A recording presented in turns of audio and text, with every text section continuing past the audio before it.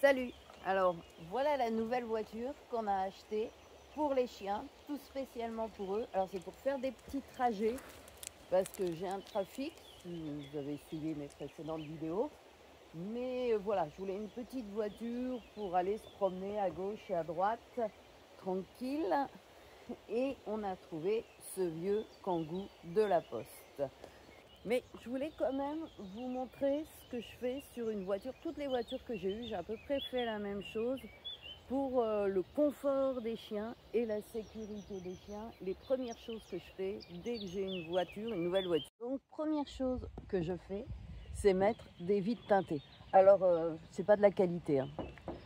Mais ça fait le taf. Et puis de toute façon la voiture est toute pourrie, on va dire. C'est un peu une poubelle.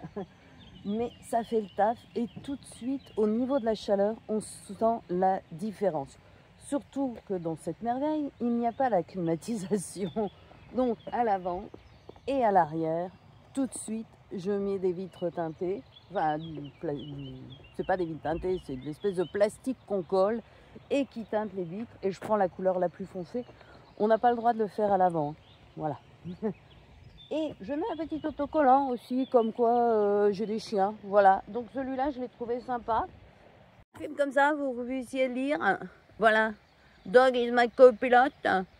Je trouve ça sympa. Et puis j'ai mis un petit truc comme quoi je roulais doucement. Voilà, pour pas que les gens s'énervent derrière moi. Dedans, ce que je fais, j'ai mis des cages. Enfin des cages. Des varicannelles, ce qu'on appelle les varicannelles communément. Voilà, donc ça c'est pour les deux gros. Avec, s'il vous plaît, petit matelas dedans, hein, parce que le confort, c'est aussi agréable. Je mets toujours des wetbeds parce que les wetbeds, ça se lave bien. Et attention, je mets des wetbeds sans le plastique en dessous. Très dur à trouver, mais qui se lave tellement mieux. Ça se lave beaucoup mieux, ces wetbeds-là. Parce qu'avec le plastique, en plus, ça se lave pas bien. Et en plus, le plastique, il part au bout d'un moment. Et ce que je fais aussi, je mets ça. Alors, on dirait, mais à quoi ça sert, ça ? Eh bien ça sert à accrocher comme ça, voilà. Comme ça, vous pouvez avoir vos deux cages, voilà, qui ne se referment pas, parce que des fois, la voiture, elle n'est pas à plat, et ça se referme.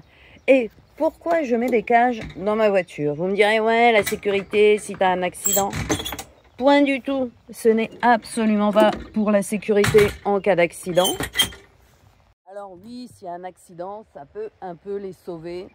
Mais franchement, si tu as un accident avec un camion, toi, les chiens et tout le monde, vous allez avoir des petits soucis, quoi. Voilà, c'est plus pour pouvoir laisser ouvert. Voilà, surtout quand je vais, par exemple, en club ou que je les emmène quelque part et que je dois les laisser dans la voiture. Ça me permet de pouvoir laisser la voiture ouverte et que les chiens respirent convenablement. Et c'est aussi pour que quand j'ouvre la porte, voilà,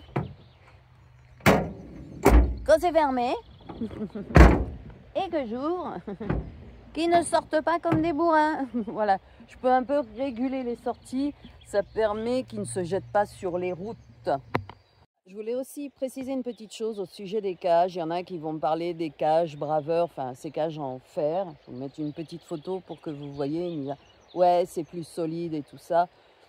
J'ai déjà vu des chiens qui avaient tordu les barres. Hein.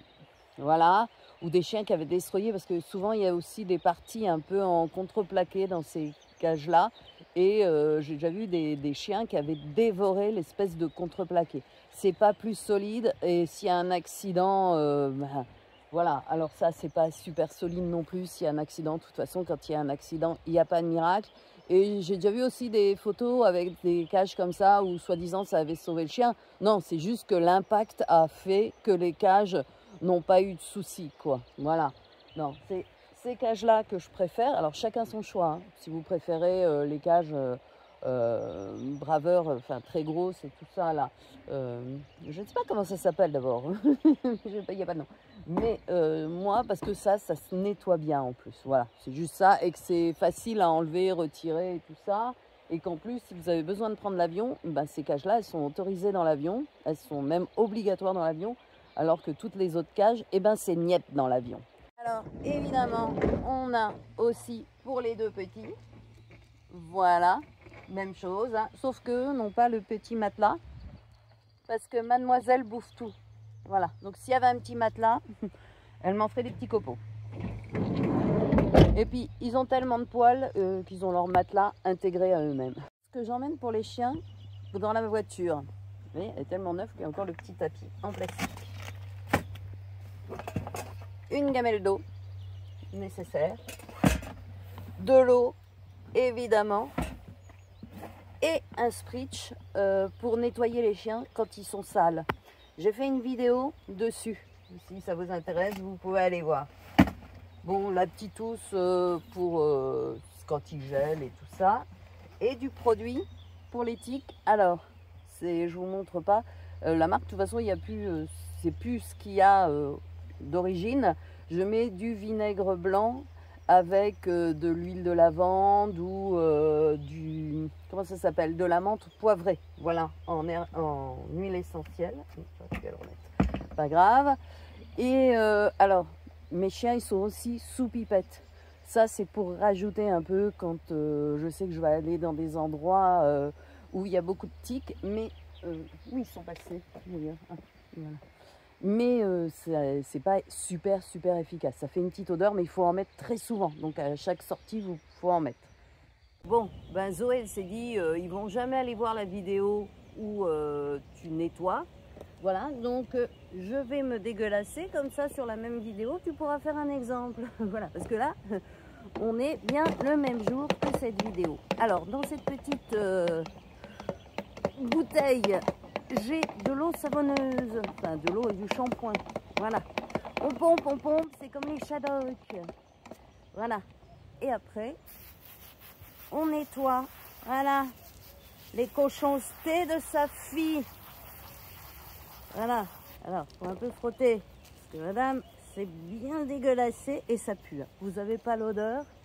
Et je peux te dire, heureusement que vous n'avez pas l'odeur. Voilà. C'est vraiment dégueulasse. Voilà.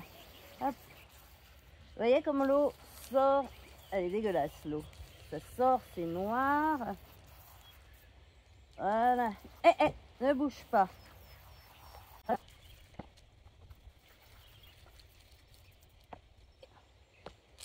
Voilà, toute propre. Donc en rentrant chez vous, vous rincez à l'eau claire. Hein.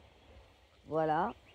Et voilà, comme ça ils peuvent rentrer dans la voiture sans que ça pue la mort et tout vous salir. Ah ma chérie, c'est la spécialiste elle, de se rouler dans la merde. Elle pense qu'elle va aller chasser, je ne sais pas. Voilà, elle aime ça. Il y en a, c'est comme ça et on a énormément de mal à leur faire passer. Je pense qu'on n'y arrive pas et j'essaye même pas de lui faire passer ça parce que c'est impossible. Voilà, allez. Voilà, donc cette petite chose peut vraiment vous sauver la vie. Voilà, juste, voilà, de l'eau avec du shampoing. Voilà, on va rincer à la maison à l'eau claire. Ce que j'ai aussi, c'est un joli pare-soleil et je le trouve trop mimi ce pare-soleil. Voilà, c'est pour dès que je m'arrête, je le mets, ça évite que la voiture surchauffe. Voilà, fin de la vidéo, j'espère que ça vous aura donné quelques petites idées si vous devez aménager votre voiture pour prendre des chiens. Et nous, évidemment, on va commencer notre petite balade parce que là, ils attendent, ils sont un petit peu impatients, ils disent mais qu'est-ce qu'elle fout? Elle parle autour de la voiture. Ces humains sont fous alors que la balade, c'est tellement important. Allez, big up à vous.